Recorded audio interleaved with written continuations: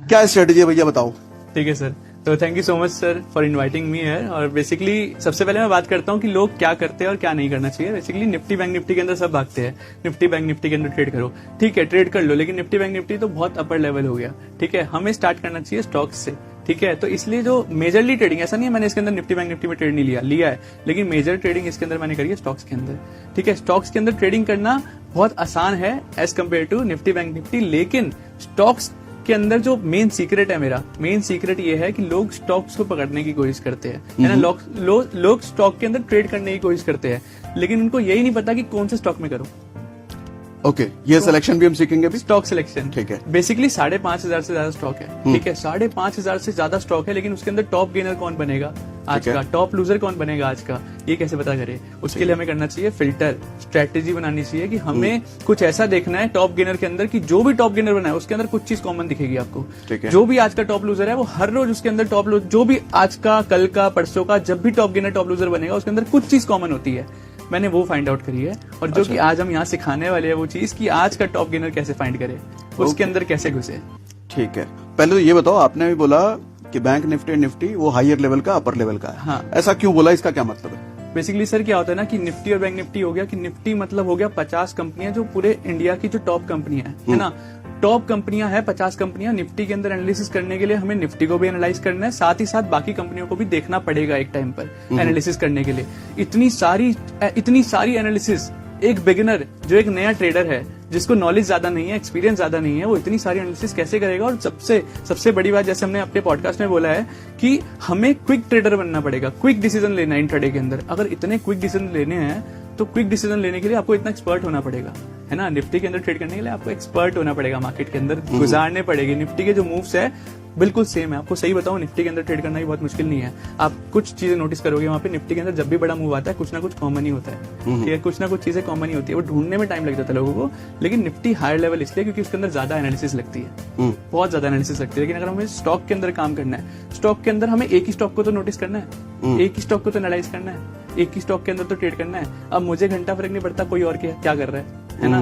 लेकिन इसके अंदर भी मैंने आपको निफ्टी और बैंक निफ्टी इसके अंदर घुसाया है मैंने, कि हम और ज्यादा अपने स्टॉक सिलेक्शन को और ज्यादा फिल्टर कैसे कर सकते हैं। 5,500 के अंदर से 2 स्टॉक कैसे फाइंड करें, 4 स्टॉक कैसे फाइंड करें। उसके लिए उसके अंदर सबसे पहले हमने स्ट्रेटेजी को, ऐसा नहीं है हम सीधा स्ट्रेटेजी स्टार्ट कर देंगे एंट्री एग्जिट जो सब बताते हैं। स्टॉक ऑप्शंस के अंदर सबसे मोस्ट इंपॉर्टेंट एंट्री एग्जिट नहीं है, इसके अंदर सबसे इंपॉर्टेंट है स्टॉक सिलेक्शन। ओके, सबसे ज्यादा इंपॉर्टेंट है स्टॉक सिलेक्शन। कौन से स्टॉक के अंदर, जैसे हम ऑपरेटर की बात करते हैं, ऑपरेटर घुसेगा इंट्राडे के अंदर तभी बड़ा मूव आएगा। ऑपरेटर कहाँ घुसा है हमें कैसे पता चलेगा? हम वही स्टॉक के अंदर घुसेंगे जिसके अंदर बड़ा मूव आने वाला है, यानी कि बिग प्लेयर, बड़ा प्लेयर घुसा है उसके अंदर, तभी बड़ा मूव आएगा और तभी बड़ा पैसा बनेगा। ऐसे ही 50,000 नहीं बना क्योंकि इसके अंदर बड़ा प्लेयर घुसा था, इसकी वजह से इस दिन बड़ा पैसा बना, है ना। जैसे निफ्टी के अंदर हीरो जीरो खेलते हैं, ठीक है, लेकिन इसके अंदर तो रोज हीरो जीरो होता है, लोगों को पता ही नहीं है, स्टॉक ऑप्शन के बारे में पता ही नहीं है। ऐसे ऑप्शंस होते हैं स्टॉक के अंदर जो हर रोज 100% 200% देकर जाते हैं।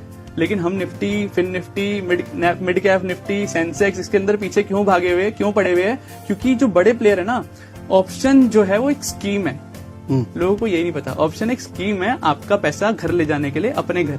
बड़े प्लेयर्स ये इन्होंने स्कीम निकाली है आपको लूटने के लिए, क्योंकि उनको पता है कि आप डिसिप्लिन बन ही नहीं सकते, आप लालच करोगे, आप पैसा, मतलब जैसे मॉल्स में सेल आती है, सेल लगती है वो स्कीम निकाल करके वो लोग आपका पैसा ले जाते हैं। ऐसे ही आप ऑप्शन के बारे में कह रहे हो। ऑप्शन एक स्कीम है, इसके अंदर स्कीम में नहीं फंसना हमें एक अच्छे दाम पर खरीदना है, जो कि मार्केट के अंदर अच्छा दाम खरीदो, अच्छी जगह पे घुसो, एंट्री एग्जिट करो, स्टॉक सिलेक्शन कर।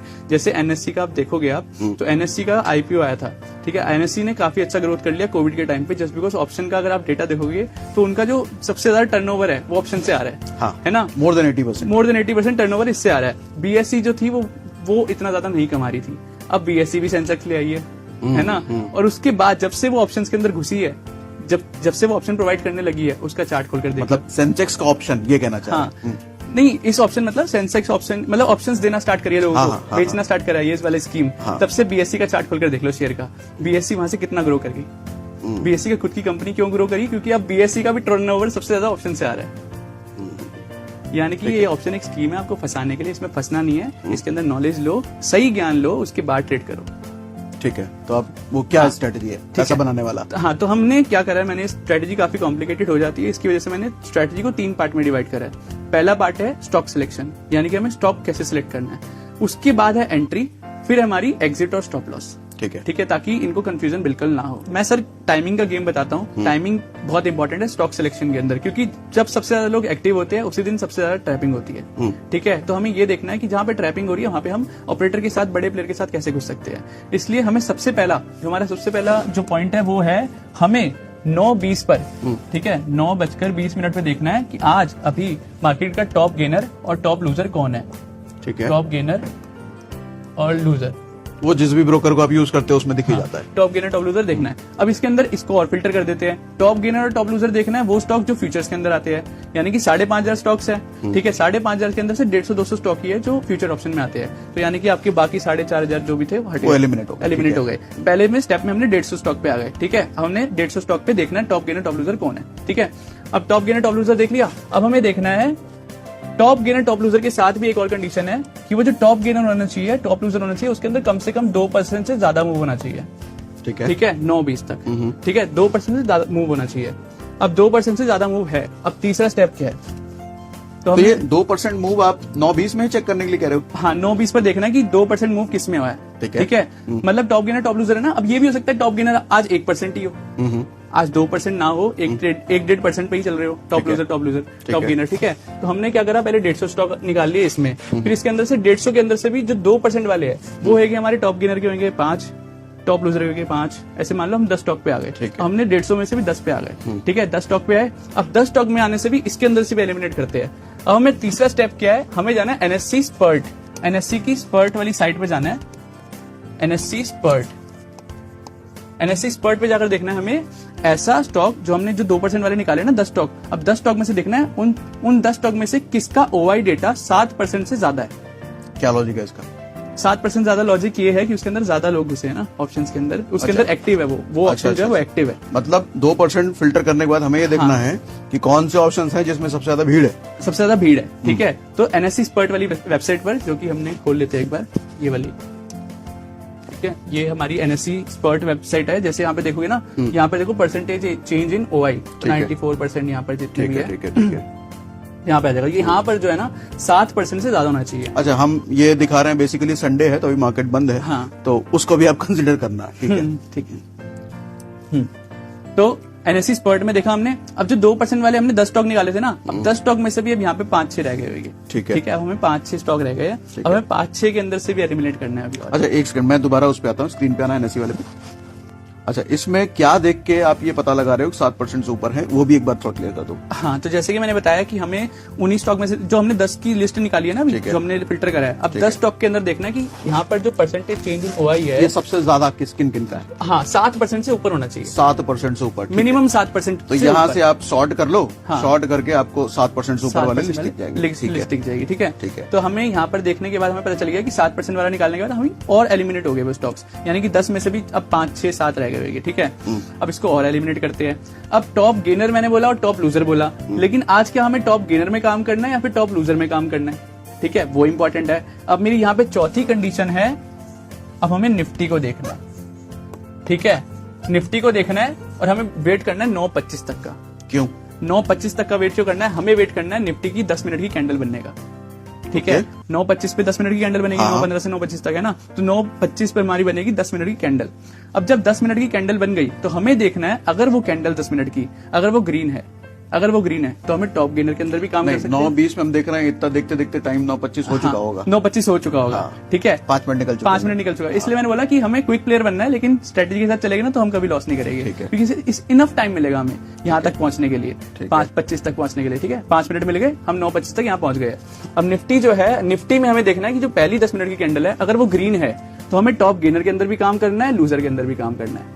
ठीक है, पहली 10 मिनट की कैंडल अगर ग्रीन है, हाँ, तो टॉप गेनर भी और टॉप लूजर दोनों में काम कर सकते हैं। अब ये बेसिकली क्या है, अगर निफ्टी की डायरेक्शन हमारे साथ है ना, ठीक है, तो निफ्टी की डायरेक्शन अगर साथ है, टॉप गेनर हमारा साथ देगा। ठीक है, और निफ्टी का जो लूजर है, लूजर हमेशा जीतता है। उसका रीजन क्या है? मार्केट के अंदर जो मैनिपुलेशन होती है ना, वो सबसे ज्यादा मैनिपुलेशन होती है सेल साइड में। आप नोटिस करोगे जब भी बाई साइड में ट्रेड आता है, जब भी बाई साइड में कभी भी रैली आती है, तो वो एकदम सीधी बहुत कम होती है, वो धीरे धीरे ऊपर जाती है, लेकिन जब भी मार्केट के अंदर सेलिंग आती है, वो बाइंग से 5 गुना 10 गुना ज्यादा तेज होती है। वो कहते भी हैं कि आप इधर ऑप्शन ट्रेडिंग में चढ़ते सीढ़ियों से हो, लेकिन गिरते लिफ्ट से गिरते हो। तो वैसा ही सेम माहौल यहाँ पर है। यहाँ पर क्या होता है, इसका लॉजिक समझाता हूं। देखो, टॉप गेनर साथ देगा क्योंकि निफ्टी हमारे साथ है, ठीक है। टॉप लूजर वहां पे ज्यादा गिरेगा। उसका रीजन क्या है कि निफ्टी ऊपर जा रही है, लोग सोचेंगे उसके अंदर घुसना चाहिए और वहीं ट्रैपिंग होगी और वहीं फंसाएगा वो। ओके, ठीक है। तो इसलिए हम दोनों में काम कर सकते ठीक हैं। है। अगर 10 मिनट की कैंडल ग्रीन है, अगर नेगेटिव है तो? अगर नेगेटिव है तो हमें सिर्फ टॉप लूजर में काम करना है। लूजर में काम करना है अगर नेगेटिव है तो? अगर नेगेटिव है तो 10 मिनट की कैंडल माइनस रेड है तो हमें सिर्फ टॉप लूजर में काम करना है। टॉप गेनर को हमें निगलेक्ट कर देना है। फिर हमें अब इसको निगलेक्ट करा, अब हमारे जो हमने 5-6 स्टॉक निकाले थे, अब 5-6 में से भी सिर्फ 2-3 रह गए हैं। हाँ, 9:25 तक, ठीक है। अब 9:25 तक रह गया, अब हमें जाना है नेक्स्ट स्टेप पे।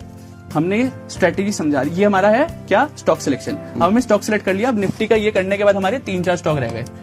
अब हमारे सेकंड स्टेप पे आते हैं एंट्री, ठीक है। तो एंट्री कैसे लेनी है? अब हमें एंट्री करनी है 9:25 पर। 9:25 पर हमें क्या देखना है? 9:25 पर मार्केट यहां से, मान लो टॉप गेनर की बात करते हैं, मार्केट ऊपर जा रही थी, 1 कैंडल 2 कैंडल, 9:25 पर मार्केट यहां पर आ गई, ठीक है। अब मार्केट जब यहां पर आई है ना, तो एक टॉप बन गया यहाँ पर 9:25 का हाई। 9:25 का हाई हमें मार्क कर देना है, ठीक है। अब 9:25 का हाई जब तक नहीं टूटेगा, क्योंकि ऑब्वियसली मार्केट सीधा ऊपर नहीं जाएगी, मार्केट हल्का सा नीचे रिट्रेस करेगी, फिर उसके बाद इसको तोड़ती है, ठीक है। तो हमें वेट करना है 9:25 का जो हाई है वो जब तक टूटेगा नहीं, हमें ट्रेड नहीं लेना बाय साइड में, ठीक है। यही सेम साइड का लॉजिक है। मार्केट जब नीचे जा रही है, यहाँ पर 9:25 हो गए है, हल्का सा रिट्रेस करेगी, यहाँ पर उसका लो बना लो। 9:25 का जो लो है, जब तक वो टूटेगा नहीं, हमें ट्रेड नहीं लेना। तो 9:25 होते ही 2 काम करना है। एक भैया रेसिस्टेंस बना लो और एक सपोर्ट बना लो। अपर साइड का मैक्सिमम बना लो, लोअर साइड का मैक्सिमम बना लो, वो बना लो, ठीक है। अगर अपर टूट गया तो आप कह रहे हो कॉल ले लो, कॉल ले लो, ठीक है। लोअर टूट गया तो आप कह रहे हो पुट ले लो। टूटते ही या टूटने के बाद कुछ देखना है?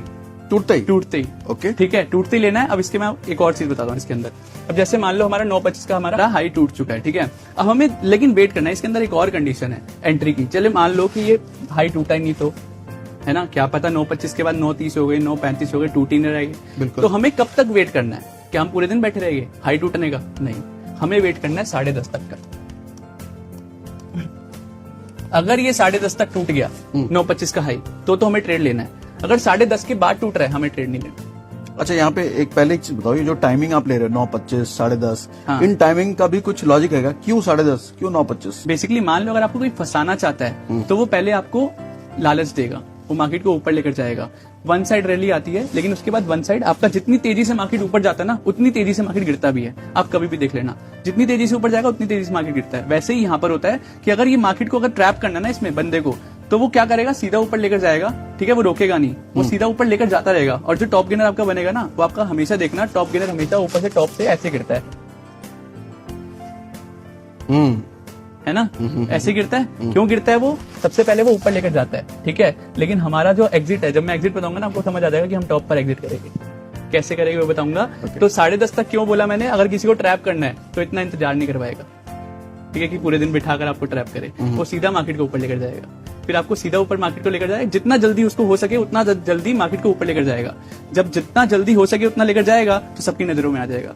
जैसे ही सबकी नजरों में आ गया, सब घुस गए, और ज्यादा ऊपर लेकर जाएगा, सब घुसाएगा, सबको घुसाएगा। जब उसकी लिमिट पूरी होगी, हाँ यार मेरा माल पूरा मैंने सेल कर दिया है, अब वो करेगा एग्जिट। तो जैसे ही वो एग्जिट करेगा, धड़ से नीचे। तो ये काम है टाइमिंग का, ठीक है। और 9:15 से लेकर 9:25 तक क्यों? क्योंकि वहीं सबसे ज्यादा मार्केट के अंदर वहीं तो एक्टिव होते हैं लोग, है ना। मार्केट खुलते ही सब एक्टिव हो जाते हैं ना एकदम। पिछले दिन के पोजीशन स्क्वायर ऑफ भी हो रहे होते हैं, तो सारी चीजें वहीं हो रही होती है। इसके चक्कर में 9:25 तक हमें हाई बना लेना उसका। अब ये हाई बन गया तो हमारी एंट्री, सब कुछ हमारी हो गई क्लियर।